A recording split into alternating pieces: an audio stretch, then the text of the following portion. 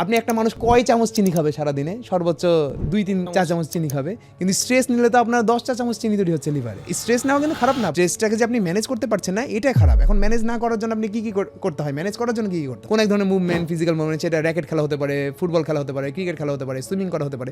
অর্থাৎ যে কোনো ধরনের ফিজিক্যাল মুভমেন্ট যখন আপনি করবেন, তখন আপনার ব্রেনে সেরোটোনিন উৎপন্ন হবে, যেটা কর্টিসলকে ডিরেক্টলি কমায়। যার বডিতে সেরোটোনিন উৎপন্ন হবে, তার বডিতে কর্টিসল কমায়। তার মানে যে সকল উদ্যোক্তারা বিজনেস নিয়ে স্ট্রেসে থাকে তাদের জন্য তাদের জন্য তো ইম্পর্টেন্ট। একে তো বিজনেস নিয়ে স্ট্রেস, পাশাপাশি উল্টাপাল্টা খাবার, তো ডাবল ইম্প্যাক্ট পড়ছে। তাদের ক্ষেত্রে কি কোন একটা মুভমেন্ট করেন যেটা আপনার স্ট্রেস কমাবে, সেটা দান খয়রাতের মাধ্যমে হতে পারে স্ট্রেস কমে, কিন্তু সেটাতে আবার শরীরটা উইক হয়ে যাবে। শরীরের প্রত্যেকটা অঙ্গ আপনি দেখবেন, পায়ের আঙ্গুল থেকে শুরু করে একদম ঘাড়ের এই কান পর্যন্ত যতগুলো মাসল আছে প্রত্যেকটারই আপনি এক্সারসাইজ, প্রত্যেকটা জাস্ট একটা এক্সারসাইজ করবেন এবং সারা সপ্তাহে জাস্ট একদিন হিট করবেন। এমন না যে প্রতিদিন করতে হবে। যদি করে থাকেন তাহলে আপনি উইক হবেন না। আমি বলছি না যে আপনি ফিটনেস মডেলের মতো হয়ে যাবেন, তা না। মিনিমাম একবার করেন, তাহলে আপনার মাসলগুলো অ্যাক্টিভ থাকলো, সেটা আপনাকে হেল্প করবে, স্ট্রেসও কমবে, আপনার মাসেলের জয়েন্ট পেনও দূর হবে, আপনার সব ওভারঅল হেলথ ভালো হয়ে যাবে।